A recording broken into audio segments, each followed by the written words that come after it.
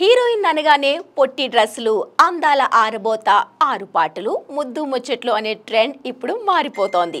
ఎప్పుడూ గ్లామర్ పాత్రలే చేస్తూ ఎంటర్టైన్మెంట్ అందిస్తున్న కొందరు హీరోయిన్లు ఇప్పుడు లేడీ ఓరియంటెడ్ చిత్రాల బాట పట్టారు.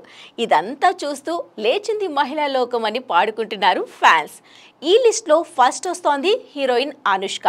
అరుంధతి, రుద్రమదేవి, భాగమతి లాంటి చిత్రాలు చేసి తన సత్తా చాటిన ఆమె ప్రస్తుతం ఘాటి అనే సినిమాలో నటిస్తున్నారు.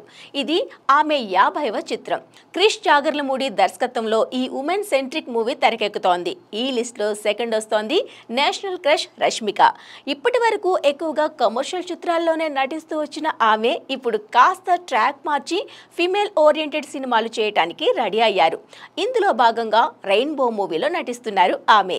డ్రీమ్ వారియర్ పిక్చర్స్ నిర్మించే ఈ తెలుగు తమిళ బైలింగ్వల్ సినిమాకు శాంతరూబన్ డైరెక్టర్. దీంతో పాటు రాహుల్ రవీంద్రన్ దర్శకత్వంలో ది గర్ల్ ఫ్రెండ్ అనే సినిమా చేస్తున్నారు. ఈ చిట్టాలో చోటు సంపాదించుకున్న మరో హీరోయిన్ అనుపమ పరమేశ్వరన్.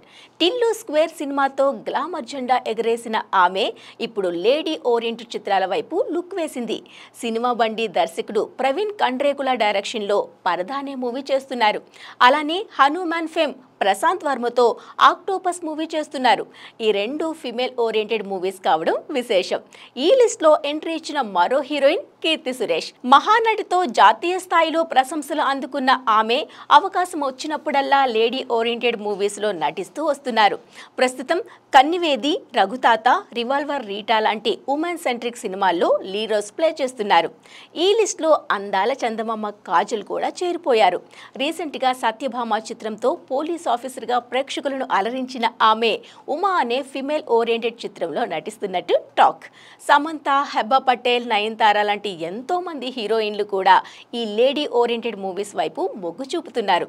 ఎప్పుడూ గ్లామర్ పాత్రలే పోషించే హీరోయిన్లు ఇలా కంటెంట్ ఓరియంటెడ్ చిత్రాలు చేస్తుండడం ఆడియన్స్కు కూడా సరికొత్త ఎంటర్టైన్మెంట్ అందిస్తోంది.